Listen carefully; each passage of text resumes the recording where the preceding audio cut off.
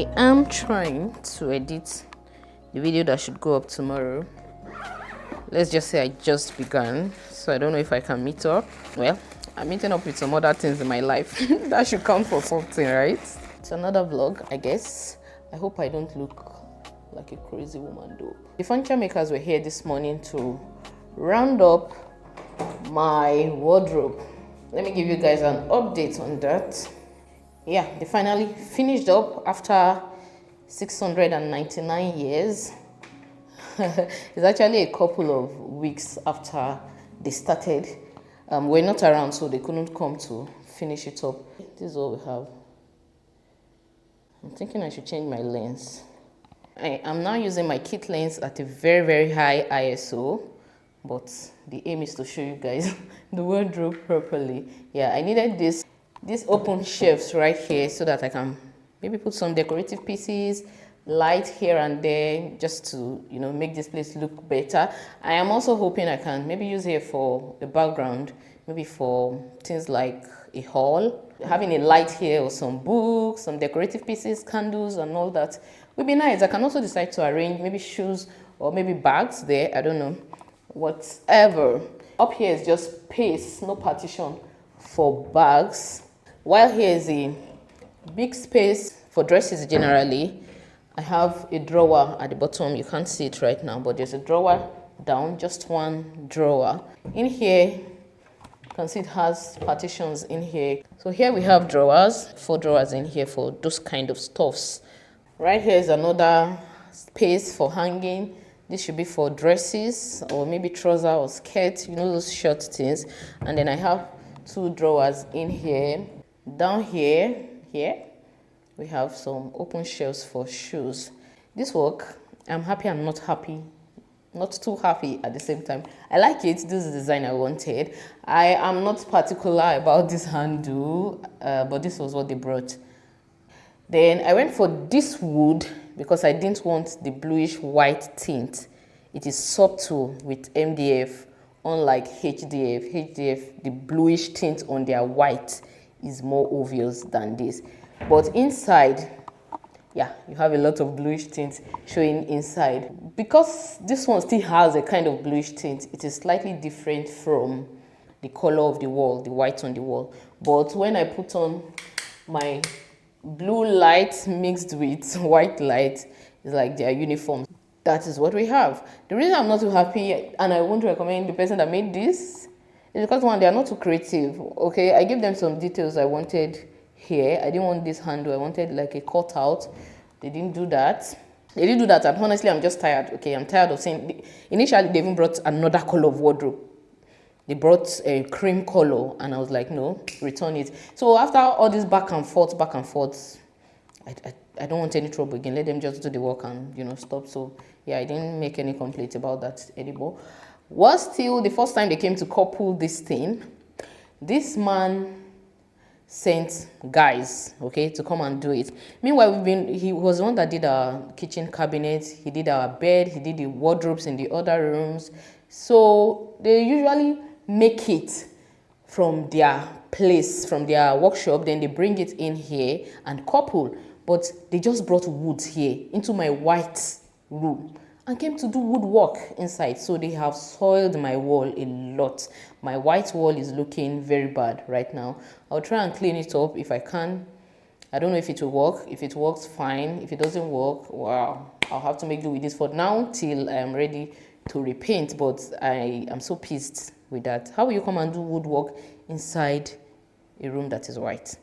This was not how you did our other work, but because we've worked so much with him, he took us for granted. Was still, he sent these guys and they came here. They had to sleep over. You know what it means to be hosting another 2 people impromptu? Not that he informed me before. They were already here when he was telling me they will sleep over. They can't finish the work because they came around 7 p.m.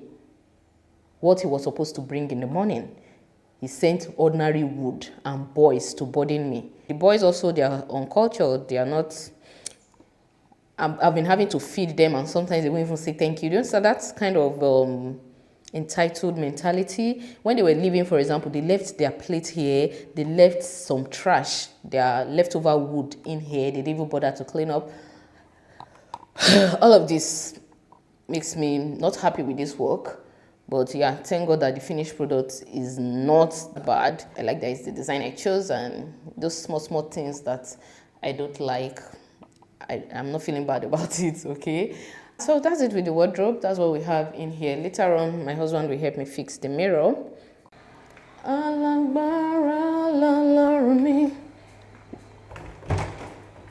want to edit, but I still have to prepare stew tomorrow. Tomorrow is Sunday, so I want to blend the tomatoes and just boil it so that tomorrow I'll just deal with only the chicken. If I have the strength, I may actually fry the chicken down. I'm laughing because I'm just like, Abraham, but it's fine. Abraham's wife had come to him and been like, God promised us a child, and I think I'm too old. I don't think I can give you a child. But here is my maid servant. I think you should sleep with her and she will have a son for us. They did that in their human wisdom and they had Ishmael. And then after they had him, God came through on his promise, and then they had Isaac. So now it's like, awkward. There's fighting in the house, obviously, because if you've had a child for the boss of the house, I don't think you're still going to be acting like a servant. So I think that what's her name now, Hagar, who was the servant, was starting to be like, me too, I'm a madam here, me too, my son is going to be, and it was starting to cause issues. And Sarah was like, okay, Abraham, you have to send Hagar and her child away, because this child is also taunting my son, and I'm not going to allow that in this household. Drama. Anyway, God speaks to Abraham and says, listen to Sarah and do what she has asked you to do. So Abraham sends his son and Hagar away. And I believe that God allowed for that separation to happen because they had different destinies. And as long as Ishmael was there, I believe that he would have been fighting the destiny of Isaac. So I believe that God had to separate them so that Ishmael could find his own destiny and Isaac could live out his. Anyway, whilst they were in the wilderness, they ran out of water. Hagar thought she and her son were going to die. So she put him somewhere so that she wouldn't see him as he's dying. She was crying, he was crying, and scripture says that heaven heard the voice of the boy because he's Abraham's son and there's a covenant. It's a whole other theology, there. So an angel spoke to her, told her not to be afraid, said that her son was not going to die.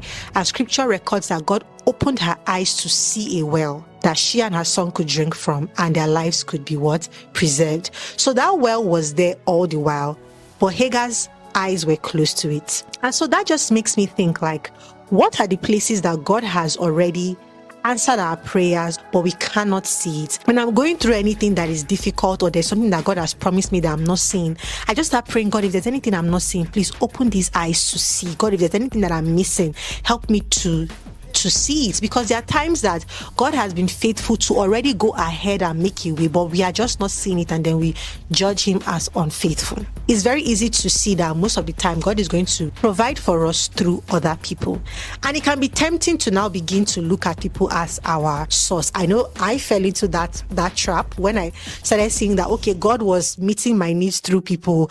Those people became like idols in my mind. So when I now had issues, instead of just going to God, I'll just come and just be like, by the way, this is happening. And it might be your dad, it might be your husband, it might be one of your friends, it might be people in your ministry who are wealthy, it could be anyone.